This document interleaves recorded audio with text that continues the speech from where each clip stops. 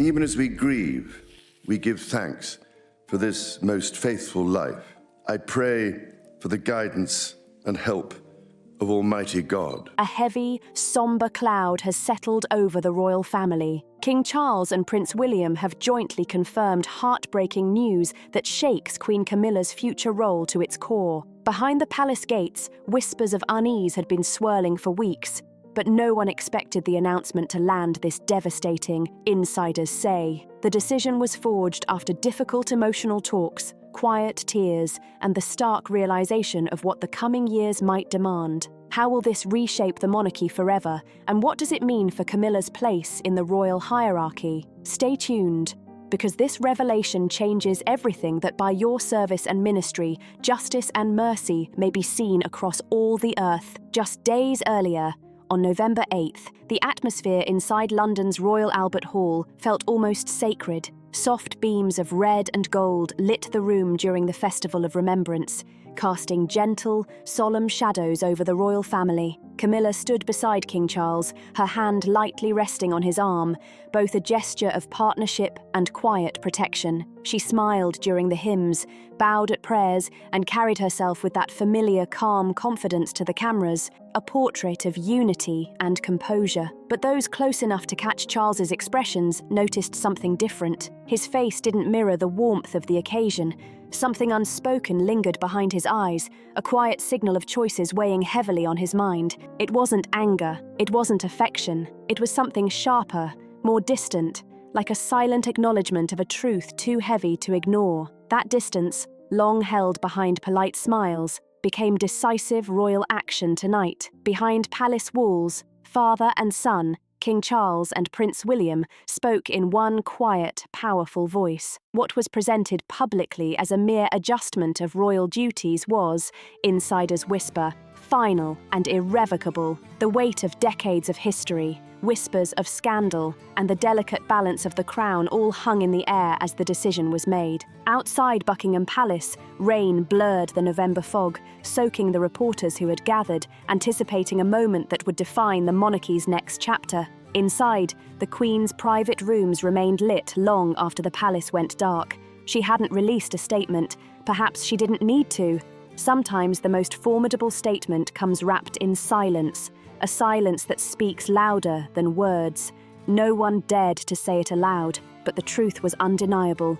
This decision had been made long before it ever reached the press. That same evening, Charles held a private meeting with William, which lasted barely 20 minutes. It ended with the king's quiet, unwavering declaration, "This must come from both of us, not as father and son, but as crown and heir." Within hours, the foundations of the joint announcement were drafted. The statement wouldn't strip titles or accuse Camilla of any wrongdoing. Such a move could destabilize a monarchy already strained by health concerns, public scrutiny, and whispers of scandal. Instead, the language was polished, diplomatic, soft on the surface, but razor-sharp beneath. It spoke of integrity, transparency, and renewed dedication to service. But insiders recognized the hidden edge. Punishment disguised as procedure, mercy framed as control. When Camilla read the final version, she went over it twice. She didn't sign it. She didn't need to. Everything essential was already written between the lines. That night, she returned to Clarence House. Staff noted she sent her driver away unusually early and spent hours alone in her drawing room, staring at a small, unsealed envelope addressed simply, "To my king." No other words. She didn't need more. By dawn, the corridors of the monarchy felt altered, as if something vital had cracked quietly and irreversibly. The weight of history, expectation, and whispered power shifted in ways no public eye could see. The joint statement went public, just over 100 words, but it hit every newsroom in Britain like a thunderclap. It announced that Queen Camilla would step back from her individual public duties while the king and heir stood firmly united in their commitment to transparency and preservation of royal heritage. The public heard diplomacy. The palace heard exile. Clarence House closed its private wing, secretaries and press officers were reassigned, and an unsettling hush settled over the halls. Camilla refused every call, every gesture of sympathy. Only one aide saw her standing at the window, watching the rain smear the city lights, whispering, They've rewritten my purpose. Meanwhile, at Windsor Castle, Charles dined privately with William and Princess Anne. No cameras, no speeches, just the weight of truth shared among 3 people carrying the crown's burden. Charles looked older, tired, drained. "It's done," he said softly. She was never the enemy, only the storm. Anne, ever blunt, responded sharply. "The crown doesn't survive storms through kindness. It survives through silence." William said little, but his understanding was absolute. This decision was necessary, though the cost was steep. The echo of the decision would ripple across the kingdom, touching lives, loyalties, and futures alike. And now, this breaking point raises the question that has haunted the palace for years. How did it all begin? What secret moment set this storm in motion? Stay tuned, because Camilla and the monarchy's hidden power must be examined to understand how this fragile moment emerged. We must look far from cameras, beyond headlines, deep into the quiet rooms where real power shifts. When Charles finally ascended the throne, the world witnessed a man stepping into destiny, and a woman stepping into the role she had waited decades to claim. For many, Camilla's rise felt like the final chapter of a long, messy story. She had endured scandal, anger, and the persistent shadow of Diana, but she outlasted them all. And beneath her softer public image lay a woman who had mastered the art of subtle control. She didn't need to raise her voice. She didn't push, she didn't force, she moved with quiet certainty. Camilla learned to guide decisions without ever appearing to guide them. In the early months of Charles's reign, she appeared the perfect partner. Gracious, calm, always ready with a gentle smile. The press praised her initiatives, especially the Reading Room project, calling it proof she was stepping into a cultural, thoughtful role. But power, once tasted, tends to root itself in unseen places, quietly shaping everything around it, influencing decisions before anyone even realizes. Soon, insiders whispered about what they half-jokingly called the Camilla doctrine, a method of ruling through persuasion, influence, and carefully cultivated alliances. While the public assumed Charles was pacing himself for health reasons, those behind palace walls saw something more deliberate forming. A subtle recalibration of the monarchy was happening in the background, as the king's schedule shrank under medical advice and Camilla's influence quietly expanded. Camilla began assembling a small, trusted circle at Clarence House, a retired journalist, a former political aide, and an old family friend. At first, these gatherings seemed harmless,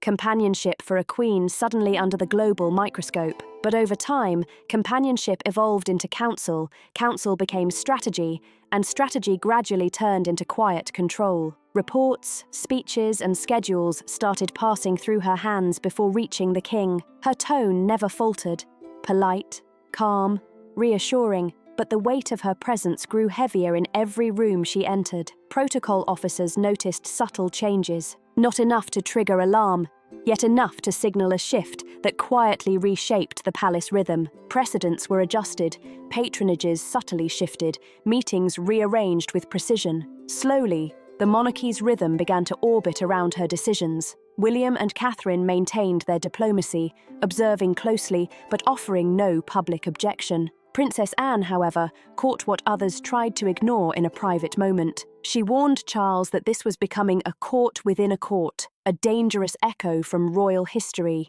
Charles defended Camilla, insisting she was helping him carry the burden, not seizing control. He trusted her completely, perhaps too completely by late 2025, unaware that influence had begun bending the very structure of the crown's operations. Camilla had become a quiet center of gravity, her influence stretching from palace corridors to political offices. With every choice, the line between support and control blurred slightly more. Then a startling revelation emerged. A major discrepancy uncovered during auditing sent shockwaves through the palace. What secret did it reveal? And how far did the ripple spread? Keep watching, because a missing artifact quietly sparked Camilla's rise, and it all started almost imperceptibly. It began in the last week of September, during a routine audit at the Royal Collections Office in Edinburgh. At first, nothing unusual, just the kind of administrative check usually passed unnoticed. But this time, something small, almost imperceptible, slipped through the cracks. A few artifacts under the king's personal trust couldn't immediately be located.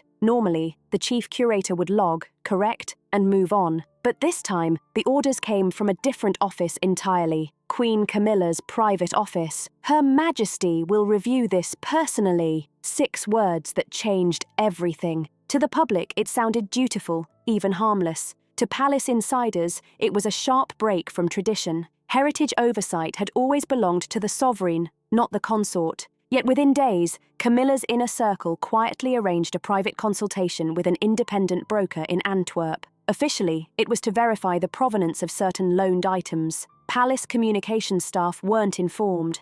They only learned after the meeting had concluded. The murmurs began, quiet, uneasy, almost imperceptible. It wasn't the missing artifacts that mattered. It was who decided what truly mattered, and how easily influence could shift palace authority. While whispers swirled behind closed doors, King Charles remained largely unaware. At Clarence House, Camilla's weekly gatherings continued. Unlisted on the official schedule, yet everyone who mattered knew about them. Over Earl Grey tea and neatly arranged folders, she spoke of heritage stewardship, modern optics, and protocol alignment. Topics that sounded innocent, but hinted at deliberate, strategic expansion of influence. Allies claimed she was simply doing the work no one else had the energy for. Critics whispered a different story: preparation, positioning, and the quiet consolidation of power executed with precision. By early October, the subtle shift became public. New documents described Her Majesty's oversight of ceremonial management: formal,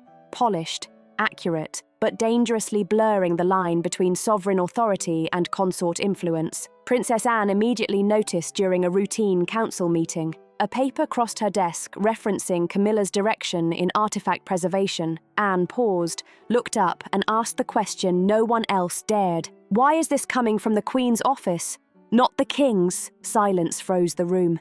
Every answer sounded scripted, every explanation carefully crafted, yet the unease lingered like a shadow no one could dismiss. William's concern followed. A senior aide sent a discreet note to Kensington Palace warning that the Queen's advisory network appeared to be operating beyond its remit. Catherine, calm and strategic as ever, urged patience, telling her husband, "The Crown has survived worse by waiting, not reacting." But William, a careful student of royal history, knew all too well how often trouble swelled while silence prevailed, until silence itself became an irreversible mistake. Still, Camilla left no visible trail. Every unconventional action could be defended as efficient. Every decision could be spun as loyalty to the monarchy's legacy, and nothing more. And publicly, she was flawless. Gracious smiles, soft speeches, unwavering devotion to the king's image. Yet beneath that calm, Camilla moved with precision. She broke no rules.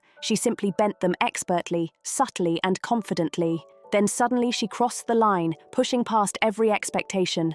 But how did she climb so quickly, and what secret maneuvers shifted the balance entirely? Let's uncover it. The shadow reign. How Camilla quietly took center stage by late October. A subtle but undeniable shift had taken hold within palace walls. Whispered observations turned into repeated notes in press briefings. Camilla, not Charles, increasingly appeared as the steady hand guiding the monarchy. Her influence, invisible yet pervasive, began touching every corner of the royal schedule and every carefully guarded tradition. Her office remained deliberately quiet. Denial would only amplify the perception of her growing power. As the Festival of Remembrance approached, she took command of the entire program, from guest lists to seating arrangements to the public-facing narrative. The event radiated unity, dignity, and tradition, yet insiders noticed the smallest, almost imperceptible detail. On internal documents, the king's name appeared beneath the queen's. Trivial to palace veterans steeped in protocol, but seismic in a monarchy where hierarchy defines every gesture. By early November, the palace operated like a machine running slightly offbeat, quietly attuned to her influence. Officially, everything was fine. The king's doctors reassured the public.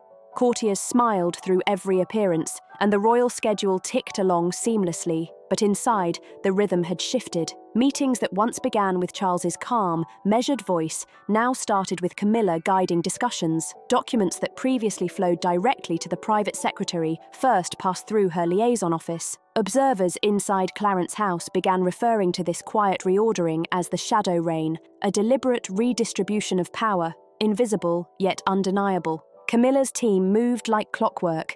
Lady Sarah Chichester meticulously reviewed patron lists, ensuring supporters were reliably positioned should controversy arise.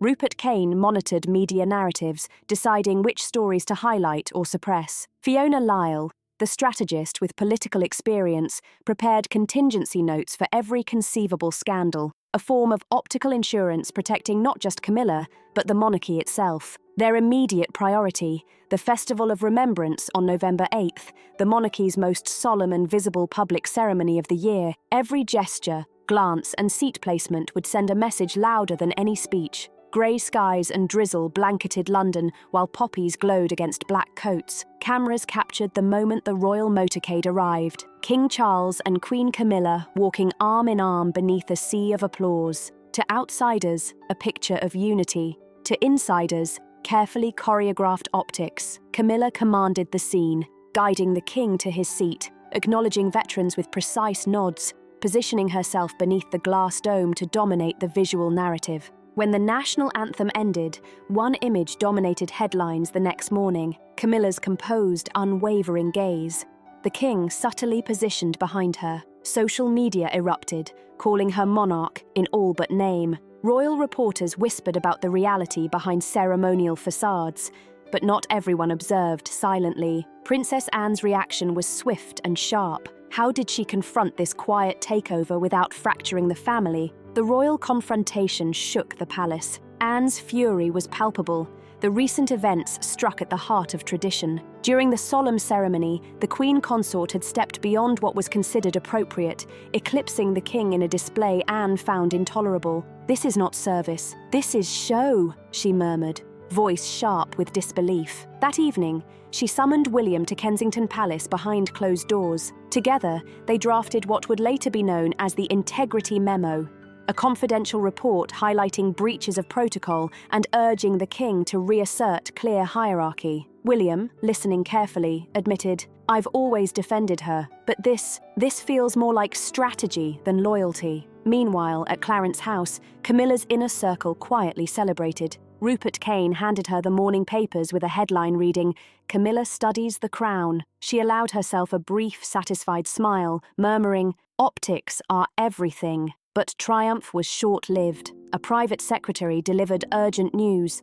The Ministry of Culture requested clarification on the Royal Collection inquiry in Edinburgh regarding a missing artefact, discreetly handled through Antwerp. The email copied the King's office, the Prime Minister's team, and Princess Anne. Overnight, the circle's attention sharpened.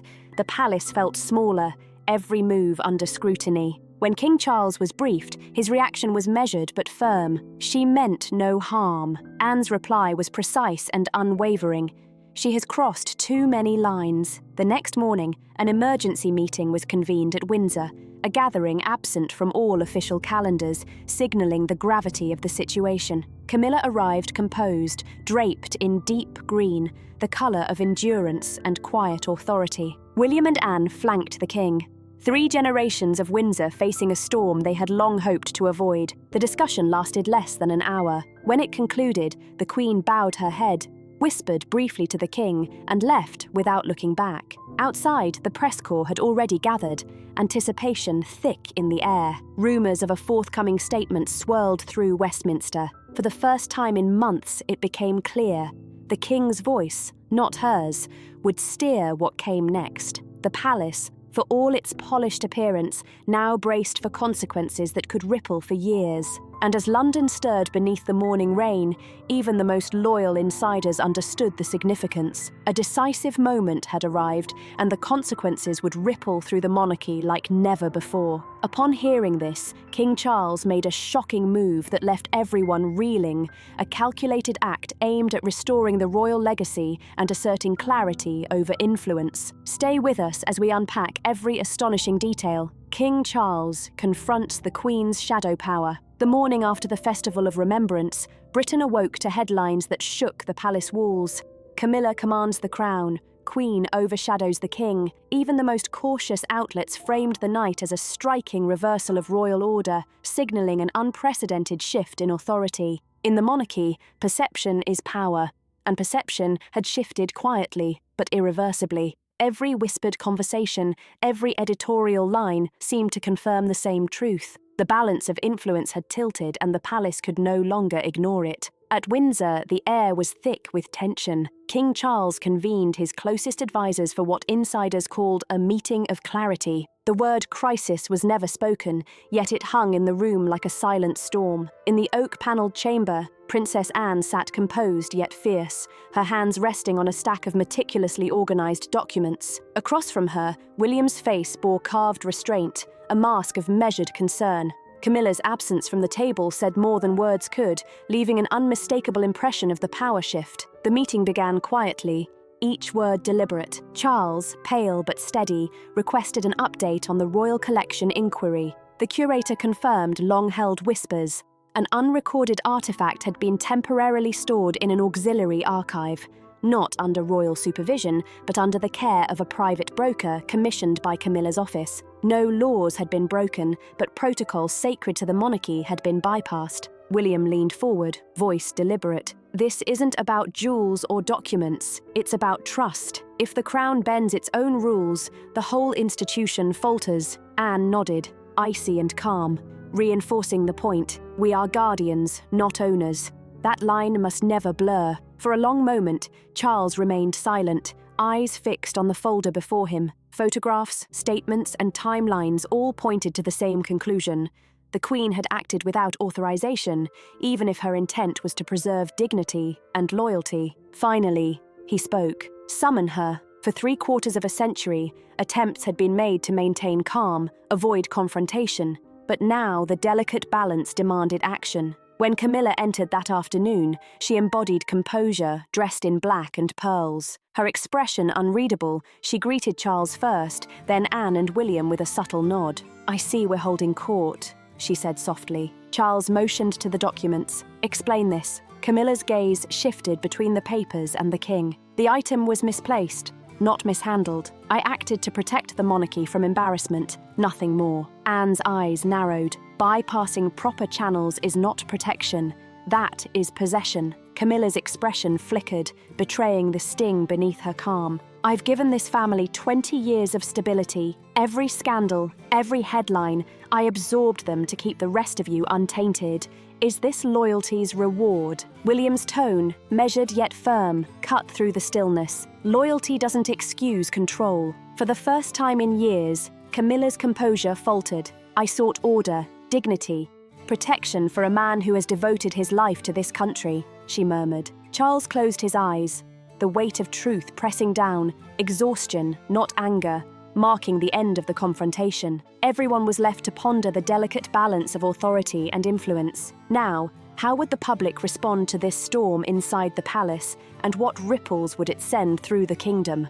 Stay tuned as we unfold the monarchy's process of restoration and stability. By the time the announcement reached the public, opinion was sharply divided. Some hailed King Charles for decisiveness, praising the firm hand he had placed on the monarchy. Others, loyal to Camilla, whispered of polite cruelty, a measured punishment wrapped in ceremonial language. Across the Atlantic, American talk shows debated whether this was careful reform or quiet revenge. Once again, the Queen became a symbol, not of scandal, but of consequence, and her influence was felt across continents. Inside the palace, operations shifted into overdrive. Princess Anne stepped into the breach, assuming interim oversight of the Integrity and Heritage Committee, coordinating meticulously with museum curators, cultural advisors, and senior aides. Catherine expanded her public engagements, quietly projecting stability and contrasts against the reshaped royal hierarchy. King Charles continued his duties, measured and deliberate, each smile and gesture slightly slower, calculated, but for the first time in decades, the monarchy seemed steady. Yet that steadiness came at a cost: one woman's silence at Clarence House. Camilla prepared to leave for her private residence at Ray Mill House. Staff recalled her pausing before closing her study door. her gaze lingering on the portrait of her coronation. "You wanted a monarchy of peace," she whispered to the reflection. "Now you have it." With quiet dignity, she stepped away from the frame of history she had fought to enter, leaving behind a palace restored and a silence that would never fully be explained. The morning after the statement, London awoke beneath a pale winter sky. Flags above Buckingham fluttered in the November wind for the first time in years. No reporters waited outside Clarence House. The frenzy had passed, leaving a heavy, ceremonial quiet. On paper, the monarchy had stabilised. King Charles resumed his role as unchallenged figurehead. Princess Anne moved confidently into her expanded duties, while William and Catherine projected unity and calm. Palace briefings spoke of renewal, transparency, and integrity. Beneath the polished surface, however, an unspoken truth remained. Every act of preservation carries a cost, and every throne demands sacrifice. Camilla retreated to Ray Mill House among rolling hills, resuming private routines, walking her dogs, reading letters, enjoying quiet solitude. To the public, her withdrawal appeared graceful. To insiders, it felt like exile. In composure's guise, one friend whispered, "She's not angry, she's simply finished." History rarely ends where we expect. The same woman, once labelled villain and survivor, now stood as a cautionary figure in pearls, caught between loyalty and ambition. Whether she had overstepped or been misunderstood no longer mattered. What mattered was perception. She had tried to protect the crown, and, in doing so, had forced the crown to protect itself. Only by letting go could she measure true strength. Camilla had long mastered patience as a shield, but the line between restraint and secrecy is fragile. Once crossed, even acts meant to preserve can appear as dominance. King Charles, signing the joint statement with his son, may have left a sorrow deeper than scandal. Leadership demanded it, duty over affection, legacy over comfort. The monarchy endures because it bends, reshapes, and sometimes ruthlessly redraws boundaries. Camilla's fall was not sudden. It was inevitable. This type of power, ambition, even loyal ambition, must answer to consequence. Love bound to legacy is always tested by time. In the House of Windsor, peace is never freely given. It is purchased, one broken heart at a time. So how do you see Queen Camilla now, a protector of the crown, or its greatest risk? We would love to hear your thoughts in the comments. Don't forget to like, subscribe, and share this story with others who follow royal secrets.